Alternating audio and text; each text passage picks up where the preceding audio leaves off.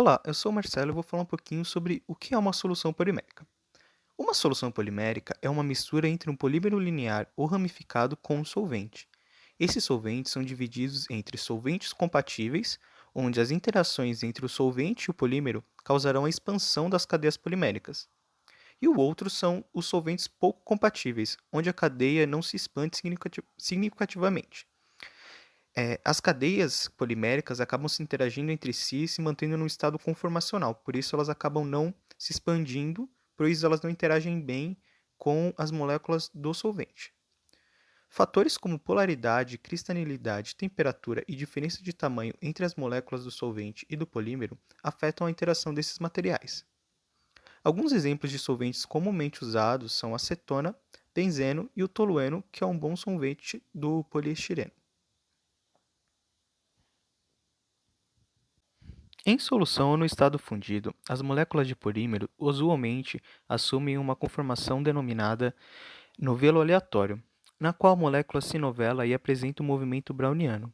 Podemos ver um pouco desse movimento aqui nesse vídeo ao fundo.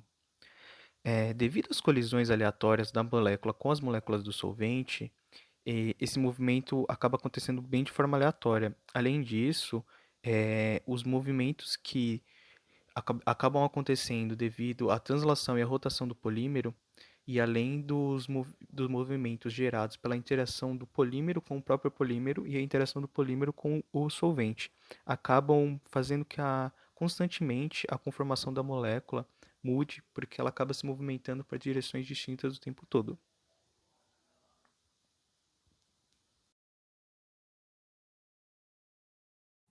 As indústrias que mais demonstram interesse em polímeros em soluções são a indústria de alimentos ou de agricultura, tintas e a cosmética. No caso da indústria de alimentos, cosmética e até mesmo da biomédica, o principal motivo de uso de polímeros em soluções é para o controle da viscosidade. Já para a indústria de tintas, é necessário entender como esses materiais se comportam para que a aplicabilidade seja assertiva. Fala galera, tudo bem? Agora chegou a hora de explicarmos as aplicações de polímeros em solução na agricultura. E uma das principais aplicações são os surfactantes poliméricos. Antes de entrarmos no tema surfactantes poliméricos, eu vou explicar para vocês o que significa o termo surfactante. Ele vem da palavra agente tensoativo e é formado por moléculas anfifílicas, ou seja, uma parte é hidrofóbica e a outra parte é hidrofílica. Portanto, na interface, essas moléculas se alinham de forma que a parte hidrofóbica fique no ar e a parte hidrofílica na água. E isso causará a diminuição das tensões superficiais ou interfaciais, porque elas são absorvidas na interface ar-água. Bom, agora que vocês já sabem o significado de surfactante, podemos entrar no assunto de surfactantes poliméricos, que nada mais são do que substâncias que concedem excelente estabilidade de partícula via estabilização estérica, ou seja, quando o surfactante polimérico é combinado com uma estabilização estérica, ele é altamente estável. Ele cria barreiras repulsivas de cadeias poliméricas que são capazes de prevenir coalescência e aglomeração de partículas. Os surfactantes poliméricos são, portanto, capazes de estabilizar até suspensões altamente concentradas e ainda manter a viscosidade em um nível aceitável. E aí agora, vale a pena todo esse custo? Claro que vale! Quando comparamos o surfactante convencional com o surfactante polimérico, nós vemos que o surfactante polimérico é um produto agroquímico com uma formulação altamente estável, sob várias condições de armazenamento por longos períodos. E eles podem funcionar como dispersantes e emulsificantes, mantendo as partículas, tanto em emulsão quanto em suspensão, separadas, prevenindo mecanismos de degradação, de formulação, como floculação e coalescência, que já foram citados anteriormente. Olá pessoal, tudo bem? Aqui é a Mavi e hoje eu trouxe mais um benefício dos polímeros em solução, mas agora no mundo das tintas. Recentemente saiu um estudo da Unicamp que fala sobre surfactantes reativos não iônicos e eu vou explicar um pouquinho desse estudo para vocês. Esse estudo começa dizendo que a indústria de tintas é uma grande consumidora de látex e, consequentemente, de surfactantes, porque é necessário estabilizar o látex com um surfactante.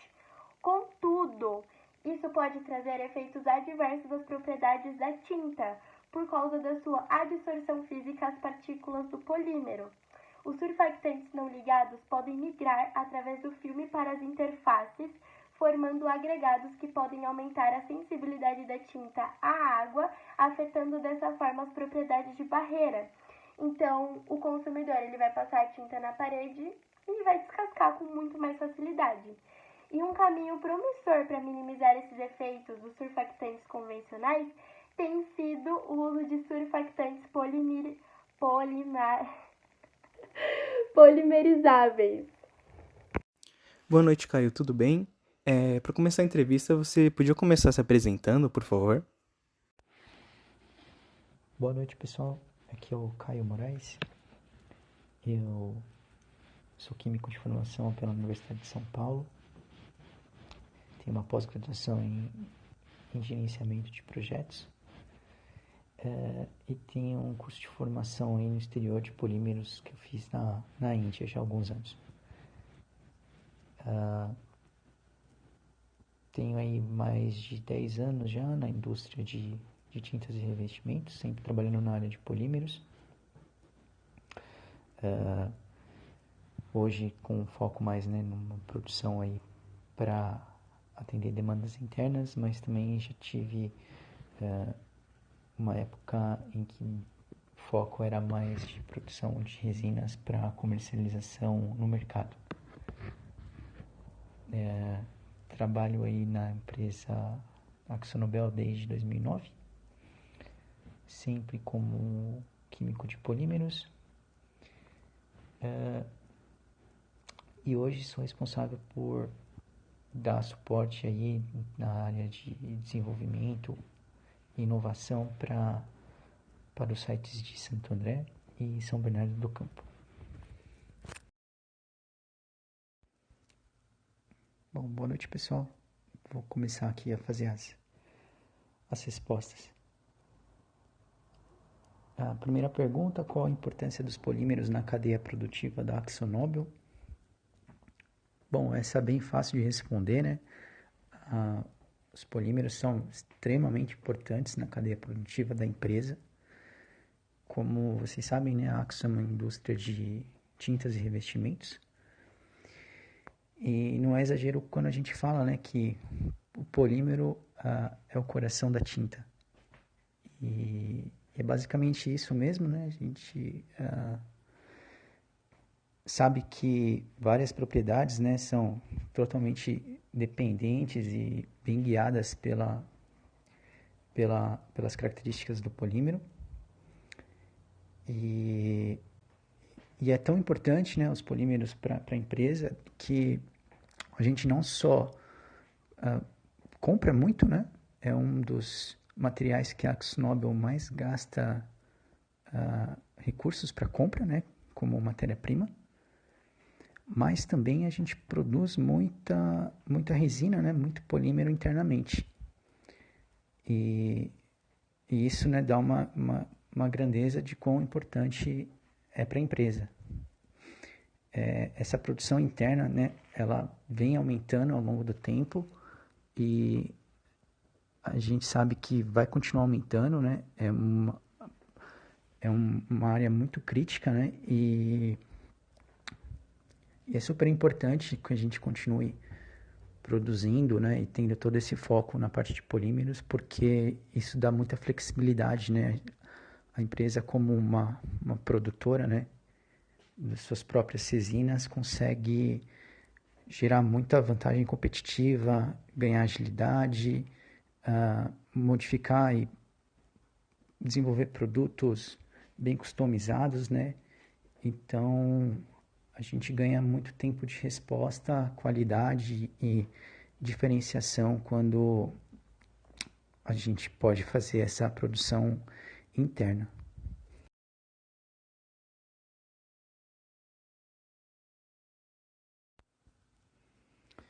Segunda pergunta: como são preparadas as soluções com polímeros durante a cadeia produtiva? Então, basicamente, né, a gente já compra ou fabrica os nossos polímeros em solução. Acho que majoritariamente a gente está falando de polímeros em solução. Então, né, a gente opta aí por um processo de polimerização em solução para fabricação. E aí isso se deve, né, a alguns aspectos. A gente ganha aí em questões de homogeneização, troca térmica e eficiência, né? E também questão de segurança, né? Por conseguir cobrir esses pontos. Então, existe, né, hoje uma existência bem grande, né, de polímeros que já são fabricados em soluções dissolventes. Então, a gente tem o processo, né, já sendo feito em reator, e ao final ainda normalmente existe, né, etapas adicionais aí de diluição, para que no final a gente já tenha o usuário final recebendo ali o polímero, né, com uma viscosidade que consiga ser adequada, né, para o manuseio, com uma viscosidade que já seja boa para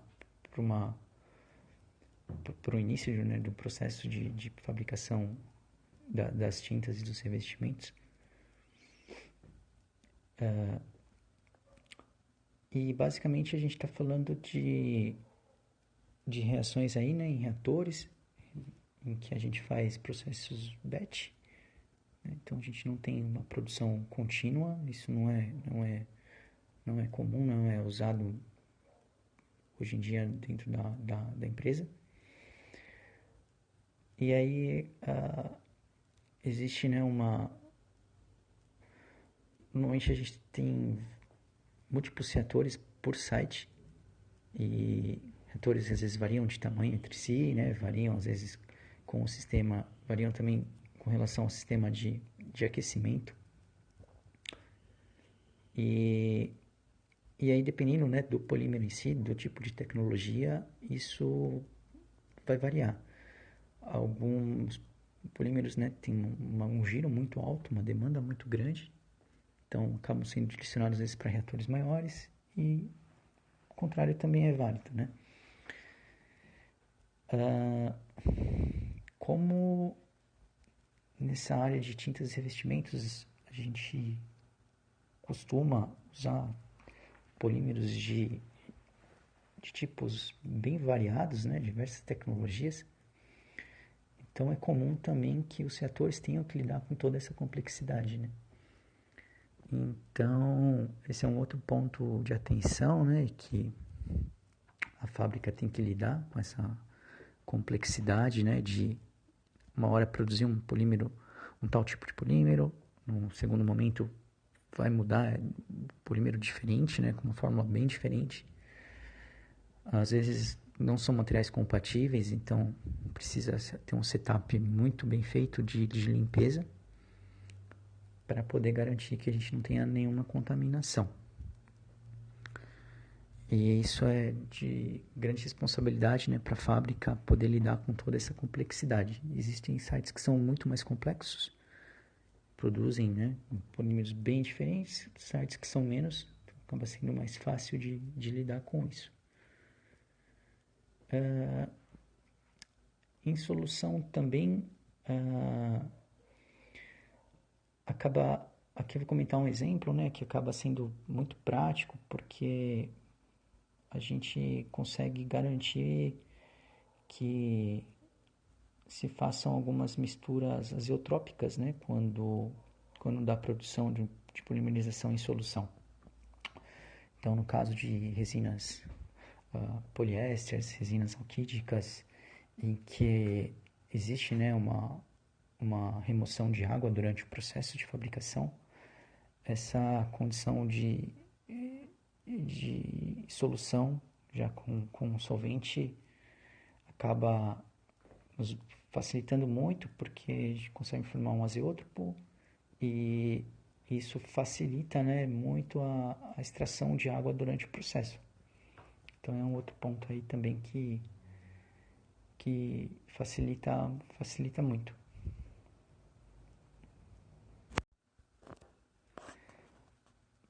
Bom, e para a última pergunta, quais problemas podem ocorrer no produto final?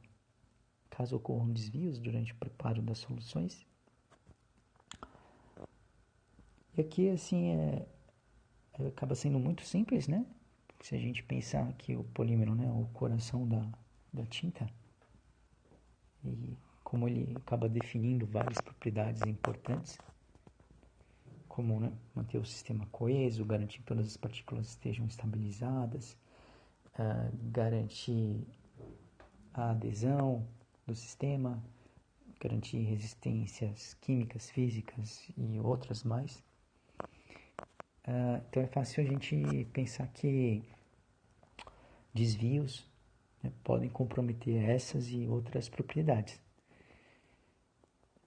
E a gente tem uma lista muito grande, né, de defeitos que podem vir a ocorrer, como, por exemplo, uma formação de filme não adequada. Então, como durante, né, a aplicação de tintas, a gente tem basicamente, né, um sistema vindo aí de um estado líquido, né, para depois para um estado sólido, toda essa etapa de formação de filme acaba sendo muito crítica. E então, para ilustrar, acho que essa capacidade de formação de filme acho que acaba sendo um bom ponto para a gente pontuar aí como uma falha extremamente importante que pode acontecer. Então, se a gente tiver desvios na produção, às vezes a gente pode ter uma formação de filme não adequada, e essa formação de filme não adequada pode levar, inclusive, a outras falhas, né, e a outros defeitos, como afetar essa capacidade de um filme estar bem coeso, né, de ter uma estrutura bem definida, né, bem uniforme, uma rede, né, bem fechada, e isso afeta também brilho, afeta resistência química.